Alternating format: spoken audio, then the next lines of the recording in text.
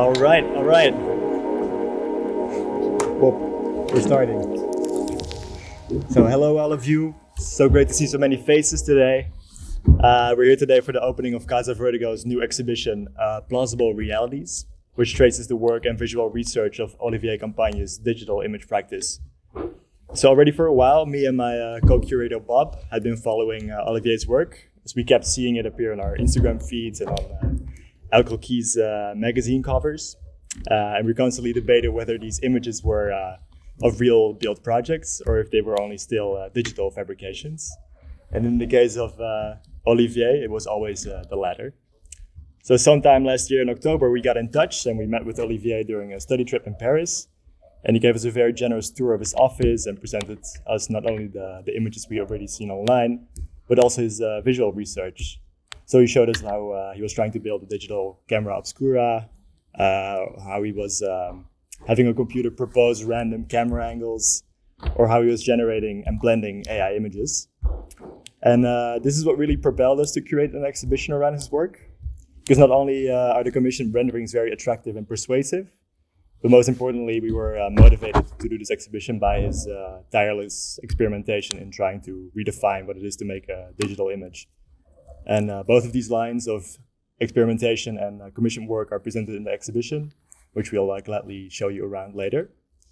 So before I hand over to Olivier, I'd like to thank a few people without whom this project would not have been here today. I'd like to thank Stefano, Paul, Frederic, and Jana for helping us out during the production and build-up. I'd like to thank my co-curator Bob for being an incredible sparring partner throughout this process. Of course, I'd like to thank Sergio for his trust in me and Bob to develop this project on behalf of CASA Vertigo. And after all these years of collaboration, this exhibition really feels like our coming of age exhibition. And we're ready to graduate the Sergio School of Curating. We'll see about that. Okay, sure.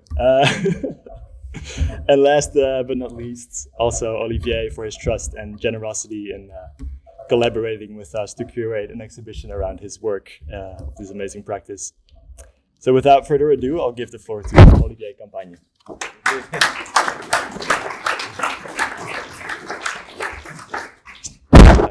you very much. Sorry for my English, which is sometimes a bit strange.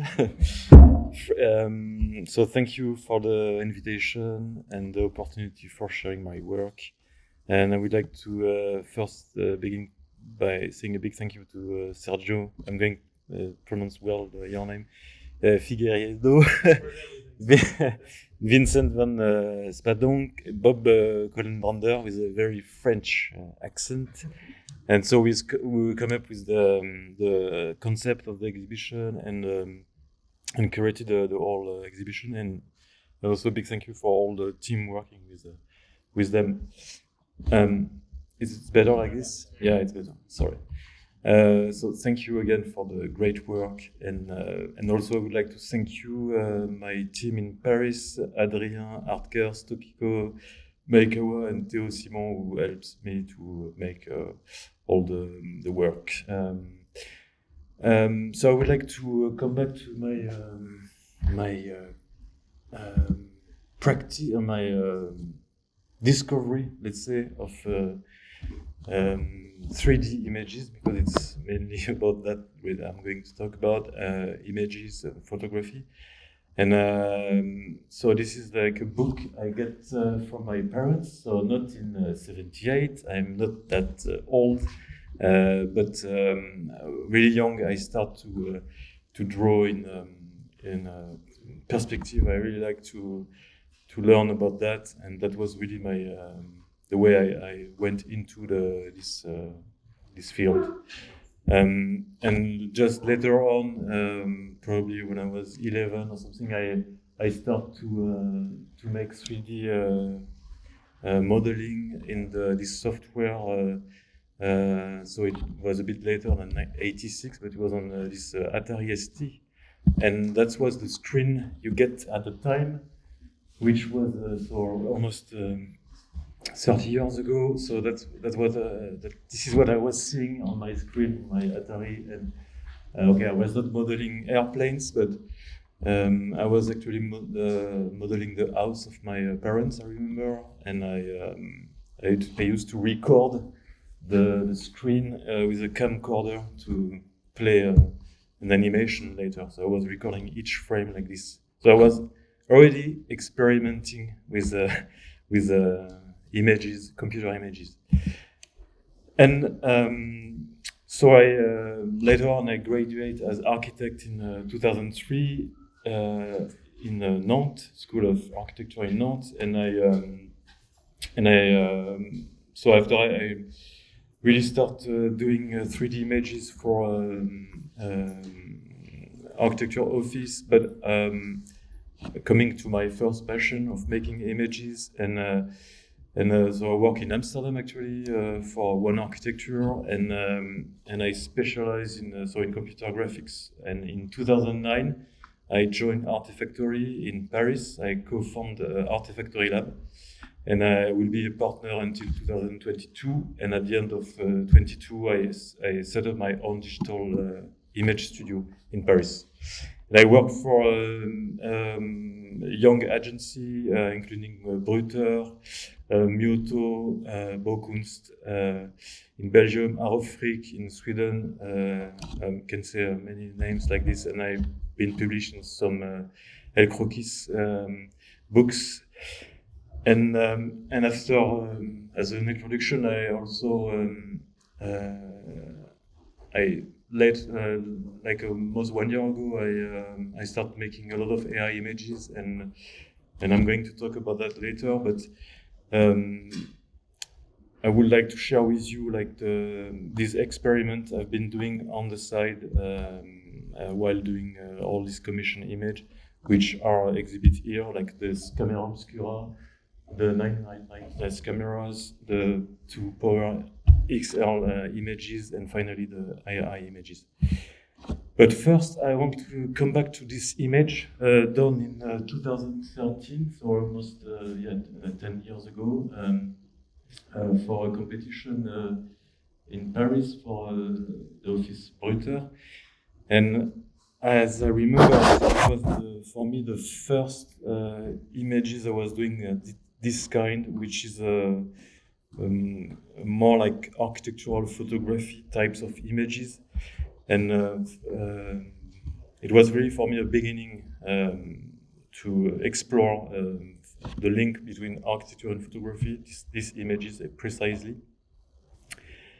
And so I'm also showing this image, which is a photograph. This one is a real photograph from John Swarkowski in 55, and I found it a bit randomly, this image, but it's really, I really like this image because it's, okay, this building has been actually demolished. It's not existing anymore. And so it has been demolished a few months before a new interstate highway has been built.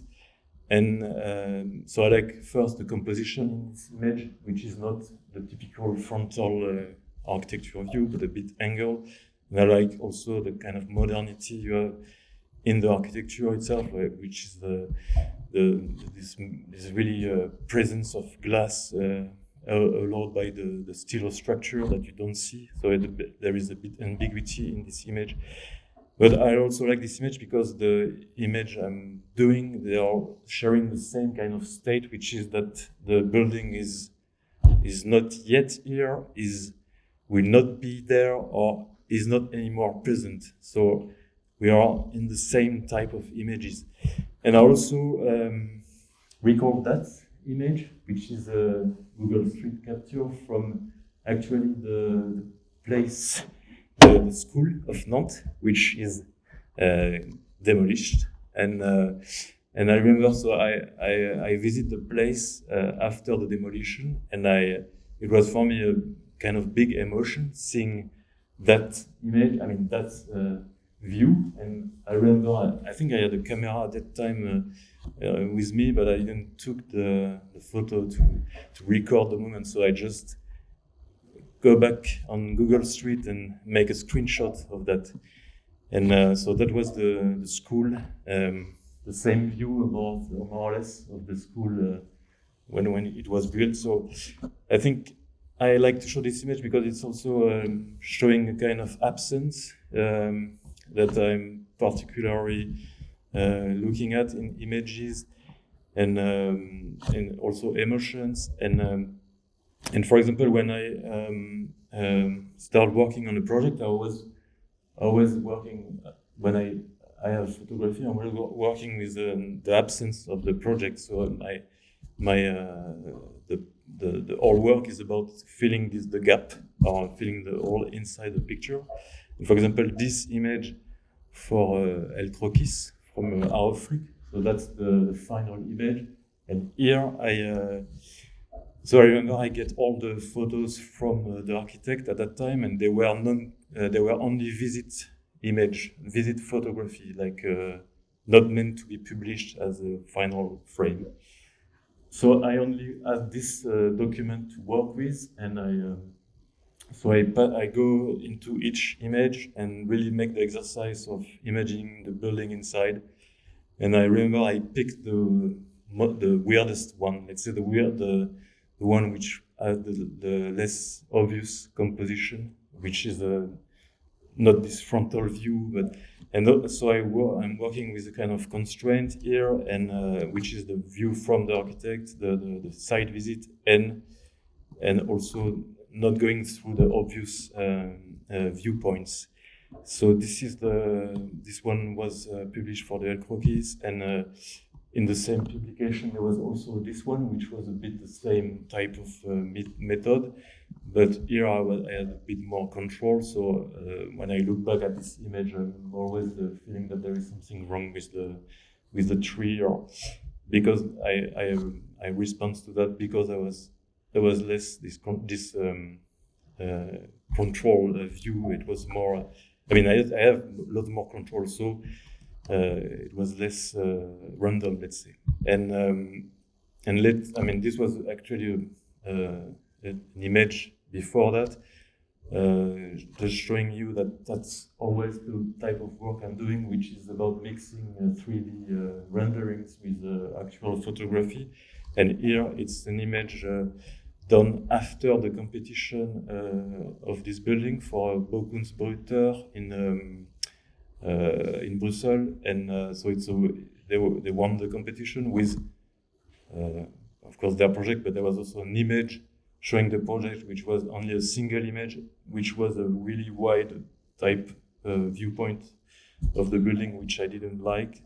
And I go through all the image of the visit of the site done by Maxime Delvaux, the photographer, and I made the exercise. In each image, I put the building inside each frame, even if it was not completely framed. And for me, it was really a personal investment, really trying to explore other type of view, and also to show the architect that we can do something else than the regular competition types of perspective. So this was actually, they really liked the type of view, and ironically, this image, they were used to communicate on the project after the competition. And again, another link with photography here about absence. Here, in this case, this is like this time I went on the site taking the picture for this project in Zurich, and so the project is on the top, the structure made out of reused parts of a building, and so here you have the work start really while you are on the site. So my work is more and more also towards photography in a way that you are in the reality taking the image. It was under the rain here, and here it's also the same project where I remember that the idea was also to confront to place the building within its context, but also within this foreground with this typical vernacular architecture, and the back side, which is a completely new building from a Swiss architect, which is completely full of concrete, and it was brand new. And for the 10 studio, it was already somewhere in the past, this project, the concrete building. So So the idea was to really bring both together like this way. And same project, but a bit for me it was also another experiment, a bit more towards photography, where finally the project is not in the middle of the frame. It's not the main. Let's say it's not the main subject. It's in the background somehow, and it is what I like in photography, like the event that was happening in front of me. These guys like meeting for like cars. So of course I asked them if it's okay to photograph, but I particularly enjoy this type of images. Because then suddenly the project is is not anymore so much of an architecture photography. Rather here, which is an image done for the El Croquis in last year for Toulon et Albornoz. Here I show this image because it's also the way I like to work. Is also like to really bring like street element like banality into the frame and not being too much into the heroic image, more like a common view. And I'm always of course inspired by many photographers, and so I put the project behind these motorbikes, and I kept them. I didn't clean the ground, so it's again towards this ambiguous state of the image. And here, I think I can play the.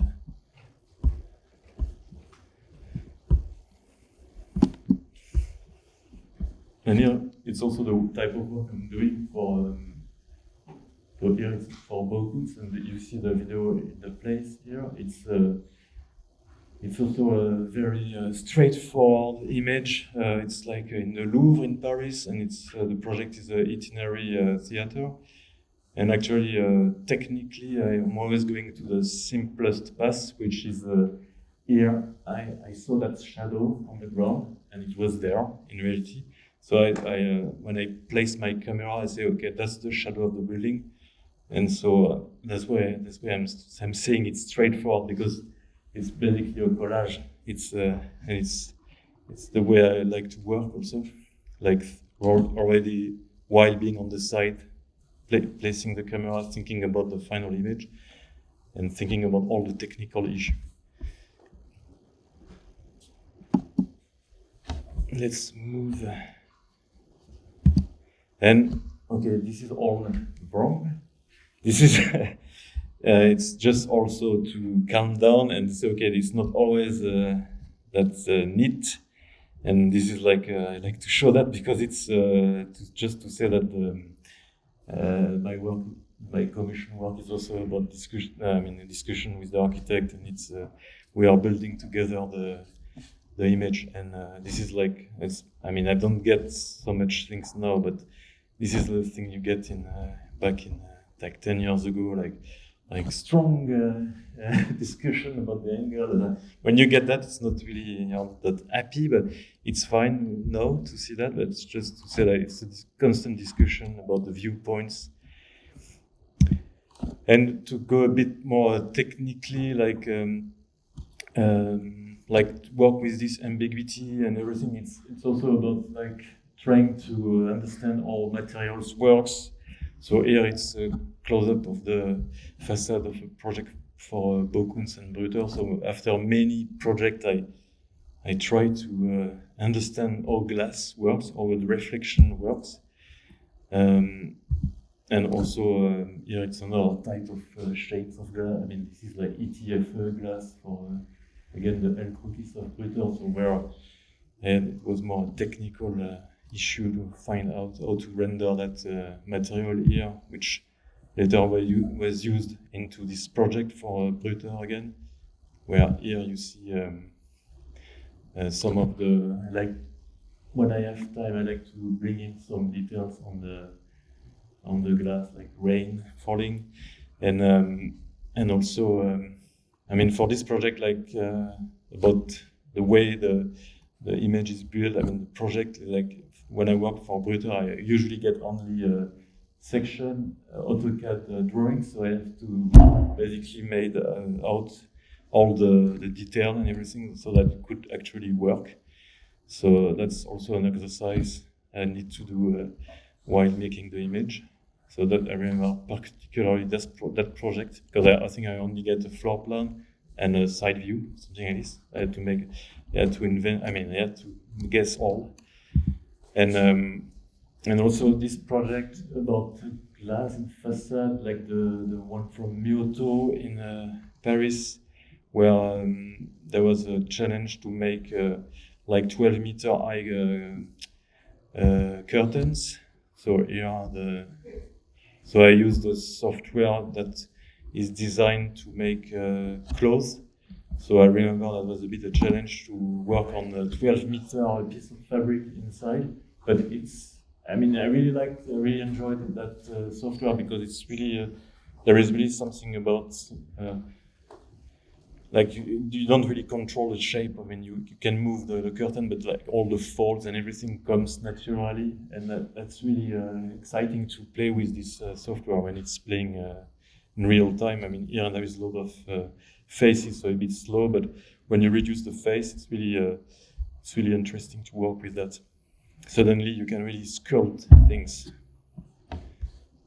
So that's why you see like you will see later, like I had my big interest into fabric simulation later. So this first side experiment is the camera obscura, and it's so I mean everybody know like the phenomenon of camera obscura, which is actually a natural phenomenon, and it's happening within a dark space when the image of the outside is projected into the dark space through the small aperture, and it's actually at the origin of the photography, which is like this is actually the first photography from Nicéphore Niepce in 1827, which was done inside actually a camera obscura with a receptive, let's say, a material. It was the bitume de Judée, I don't know what's the name in English, and it's 72 hours of exposure. That's why actually there is the two sides of the image are wrongly lit. I mean, you have basically 3 days of sun passing in front of the camera, so you have different lighting condition here. So I was wondering if you can actually build this device into a 3D scene, because like the software I'm using is calculating very accurately the light bounce, the light reflection and everything. So I was really wondering, okay, can you go to this state where optical can project an image inside the box? So I built a small dark box, I put it all inside, and I went and go inside in 3D. And this is what you see. So you see it's actually, an image is actually formed there inside, which is a kind of computer photography, let's say. And of course, it takes a bit longer than the real view, but it's as the reality, it's upside down. And here you see the section through the device. So on the right part, you have the 3D scene, and in the middle, I had to put a lens actually to bring in more light. And on the left part, you have the projected image flipped. So that's the device. And so after I really start fine-tuning the focus, because here everything comes for free. Like you have all the depth of field, and all this is optically correct. So you don't have to switch on, off some elements. It's all coming naturally within the device. And I start, what I say, I had my fabrics simulation ready.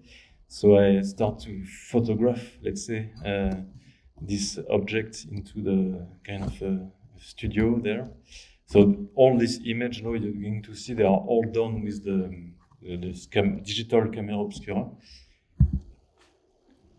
So I have started to put some of them like this, and this kind of blurry effect you have on the side is really coming from the lens, which was at the time a really simple lens like you could find in the magnify lens. And later on, I changed the lens to what's the name? Cook triplet, which is the simplest photographic lens you can build.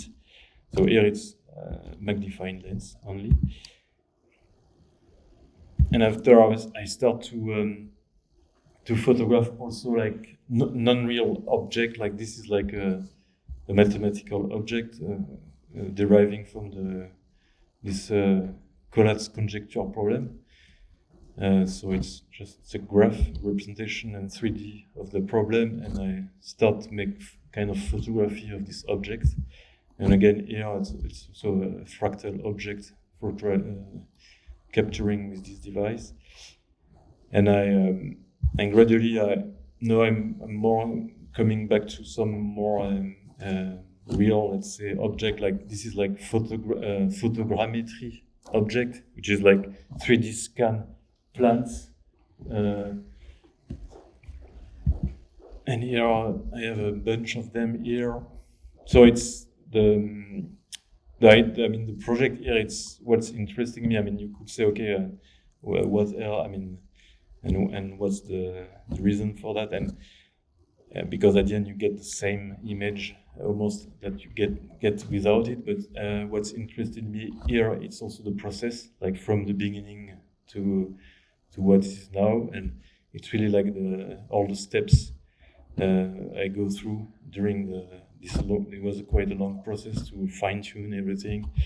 So here is all the photography of like completely 3D environment,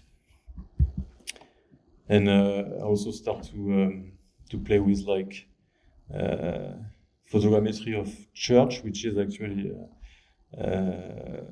church was in the photography history, was also one of the building photograph, also because photography was mostly in France and in England, and there was many photographic of church, and curiously there is also a lot of photogrammetry of church, and there is because of its nature of the rocks. I mean the way that photogrammetry works, like it can capture easily non-shiny object, like so here are some capture of this model. And more recently, that's like the kind of the last image with the camera obscura. This is like also photogrammetry, and here it's like a completely banal street in Paris, and so I also intently put the top part here. It's just like I'm doing a shift within the box, so you see also the end of the optical circle, so here it's also one of my interests in photography. It's also the banality of photography somehow, which is leading me to this second experiment with the 909 cameras, which is but my work is mainly about finding composition and framing. So I was wondering, like in computer, it's of course you can introduce random parameters, but it's not something you do in conscious way. So you have to say it, and it's when you prepare a scene, a project, there is no really a place for randomness. So I was like referring to a street photography like this one from Meyerowitz in New York.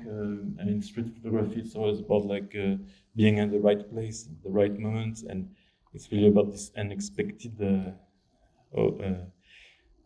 happens in front of you, and the idea is to really the art of seeing things. And so I start to basically render like a random camera within a place. So I pick a project it's again a Baukunst Bruther project, but I pick this project, and I run a random point inside the project. So this is like the full 999 cameras, and they are all sorted by visual complexity, which is in fact the way you look at JPEG file. I sort them by just the size of the JPEG. So it's the first one are really the lowest memory images, like the dark ones. The camera was probably inside a wall, and then just after it you have some skies.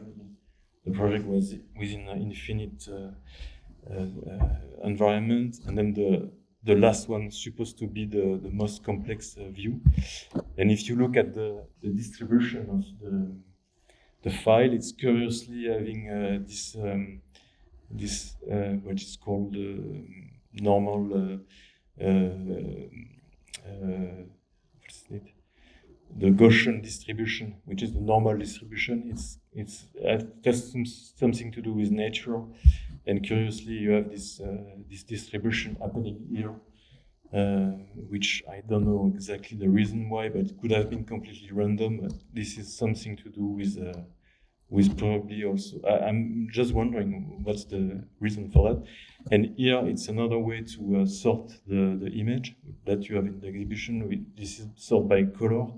And when I look at that, I instead of looking at also a single image, I like to see it as a whole image. And somehow it's almost like you get a feeling somehow of the space. I mean, this project is like kind of random slabs, and so it's a bit like there is probably a link with the visual experience you get inside the space when you look at that image.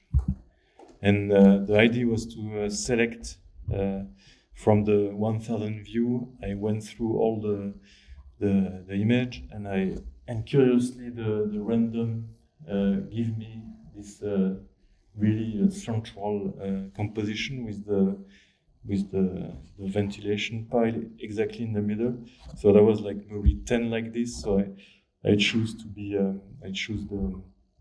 this one as to be like the final image, because the whole idea was really to select few image from this whole set. And it is also the way I'm working with AI images. Like you generate a lot to at the end select few. And that's why it was a bit before AI. I was wondering if that could be applied to any types of project, like when you start to randomly create views within a project. And I was wondering if it could be an help to propose viewpoints within the project, probably with some reference images plug in together with an algorithm. So it's still something that could be worked on. Again, it's probably an in progress project, and that leads me to this other experiment, which is about the number of possible images. So I start with the paradox, which is like the images as we know them, they are all made out of pixels, and actually that means that there is a finite image number, which is this is crazy, of course. This is like this number. There is not enough atom in the universe to store the image, but this is also there is also a link here with artificial intelligence, because artificial intelligence are dealing with all this possible image, and it's called the latent space, which is the space of the possibilities, actual possibilities and future possibilities. So I was wondering, like, I had this crazy idea to visualize not all the image, which is impossible, but I tried to reduce the number. So I say, what's the most physically correct number you can visualize? That could be that one, like the 5 by 5, which is not really an image. It's like a pictogram, but within 5 by 5, you can see letters, you can see numbers, and there is already 33 million image. So, and this is what you have in the exhibition. That's the full, all the possible image you get in one view. they are all sorted from black to white. So now I'm zooming in to show you how it looks. So here you can see all types of character and everything. And so this is like, and if you increase the number 6 by 6, it's already you're reaching 68 billion, which is intellectually it's crazy that you go from 5 by 5 to 6 by 6. You multiply by crazy amount of images already, which is instant by instinct. You don't imagine that, and if you increase the number by 12 by 12 in 4 color, you have as much as this image as there is atom in the universe. So that means that you cannot even store this image. And ironically, this 6 by 6. I mean, there is this program running the 5 by 5 to calculate all the full image, but with the help of someone knowing Python, the 6 by 6 was actually impossible to calculate because it requires 8 terabytes of memory, which is crazy, and you cannot even make the image because it's the final image will be 300,000 pixel wide, which is even Photoshop cannot open it. And it's crazy, like it's like it's something you cannot grasp, and it's like crazy how fast goes the possibilities. And so it's also an ongoing project. And here in the exhibition you have an example of a print, and I'm trying to also to view what could be the optimum size, also to understand it and to print it on larger scales. And so it's actually the idea is to bring it to a physical object. So the idea is to really, as you have here, to have all the possibility in front of you. Which leads me to this final part of the AI images, which for me was really in a continuity of this experiment. And so for people who doesn't exactly know how it works, this is like the screen grab of Midjourney. And so basically you write in a text prompt at the top, and so you get 4 images as a result. So you try to describe what you imagine, and so it's quite addictive. And so I made in Midjourney you have this function to say how many images you produce, and I'm around 60,000, which if you multiply if you get all the 4, so you get crazy amount of images. And again, as in the 900 camera, it's always about selecting the image, and you can easily also make reference to, for example, to make this variation of the same image. Of course, here I made a strong, stupid reference to Bernd and Ila Becher, which of course, this is like complete influence of architecture and photography. And also, while doing AI images, I'm also I had in mind this reference of l'Atlas des régions naturelles from Eric Dauchi. It's an ongoing project of this photographer traveling to France, trying to photograph all the particularity, like this building without architect. And some of them are like especially the ones, the boat and the plane, the tree. This is already, AI cannot do better than this. So it's also interesting to see that in reality we don't need AI to make strange images, strange architecture. So I have, while doing that, I have all this reference in mind, and I think what I try to do with making AI images, also trying to photograph somehow. I say photograph to make the photo that I wish I could have done. So, for example, instead of making like hero shots or extraordinary architecture, this is like the first type of images I was doing in Midjourney, like more like really like banal type of images, like almost like if you are exploring a country.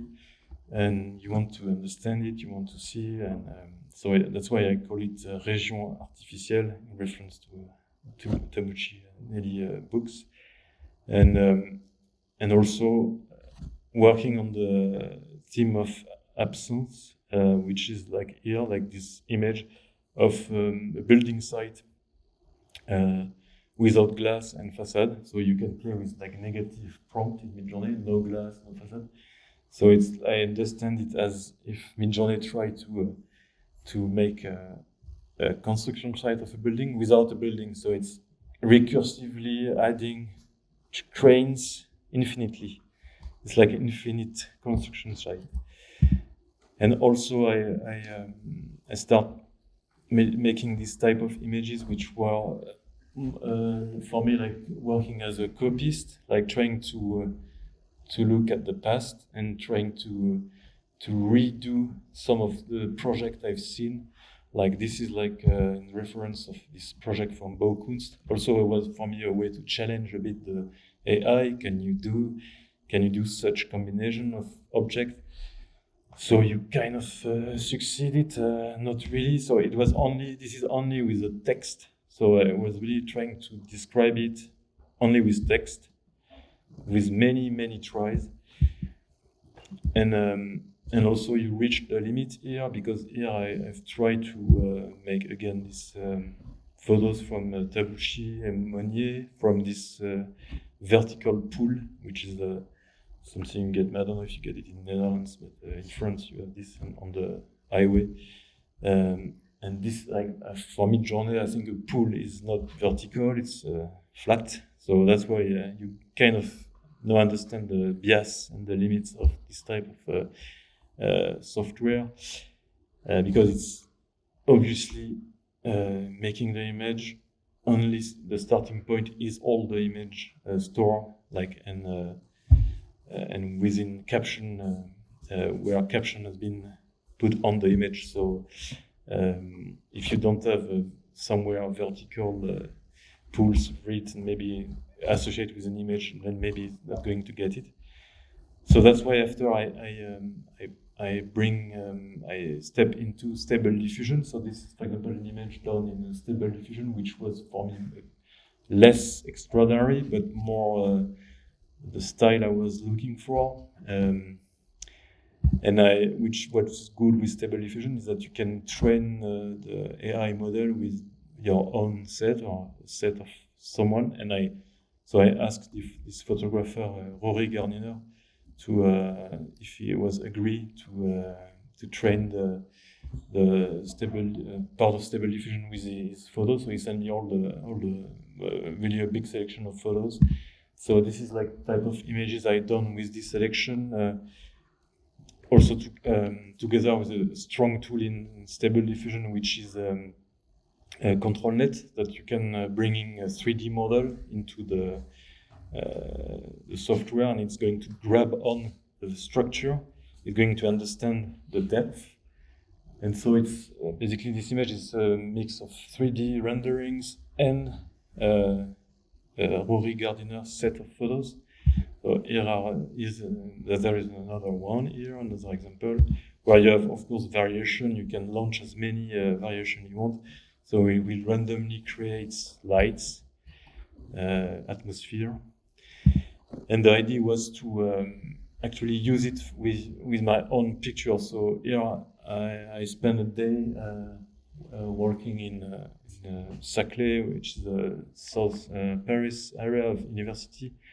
And I took like 300 photographs there, and thinking of training them with stable diffusion. So it's really for me like an experiment about understanding what do you photograph will become an image. So if, for instance, if you only photograph like frontal view, will you get only frontal view? I mean, after you can concentrate on materials. So I made several trips like this, like trying to come back with some materials and then put it in stable diffusion. So this is like some images I get from Saclay, which here when I see these images, like I have another ones here, when I see that, I don't really recognize any of the buildings there, but I recognize the light. I mean, it was a overcast day, and I recognize the vegetation, but none of the image I took was like this ones. And so for me, it's a bit like if you are recreating another version of the site, a bit like a déjà vu concept. And this is another one. And again, like this is the result of probably 200, 300 images. It's really like I select this one and it arrives to me like randomly. It's not like I decide it's really a frontal view. It's really I pick this image like this, like almost if you go in a photographic journey. I mean, you don't see what you're going to see, but you only grab what you found interesting. And so I made the same exercise with the building from Bruther, Cité Internationale. So none of the building is looking like this, but only the idea. I mean the tiles. Again, the same stuff here with the same building. So yeah, here again. So I select the images only by their weirdness, let's say. I mean, but slight weirdness. And this is like again an image trained from the Centre Pompidou. So kind of recognize the structure somehow, but if you zoom in, you will nothing is working there. Again, here, Centre Pompidou, you can recognize maybe some Parisian stuff behind, but it's like all random and not really working. Here it's a bit more obvious. Here, this one was maybe the cleanest image, let's say, the one where things were kind of working all together. And so after, like, instead of generating and I mean new set of images, I was thinking, like, what about blending the image together to also as another experiment to see what could be the result from that. So I start to blend existing AI images together to understand the chemistry of it.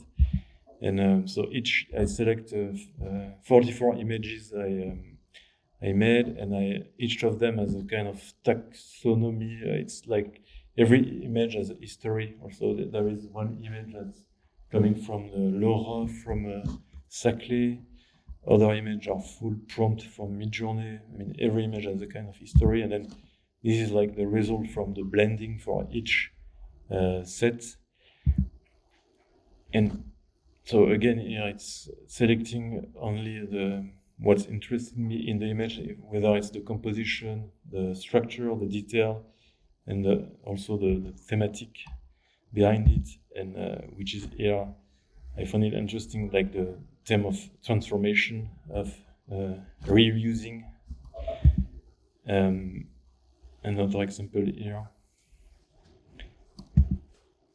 This one, I would like to finish by this matrix, which is basically the 94 images merged together. So it's 946 pairs. I did one by one, and after looking at all this, I have the impression that I'm maybe more interested by the set itself of the image rather than the unique image. And I left. I don't know if you see the map. Yeah, you see this. This is like there is some white spot here, which are errors from my part. I think I forget to mix two images together, and this is like some trace of humanity inside. Thank you.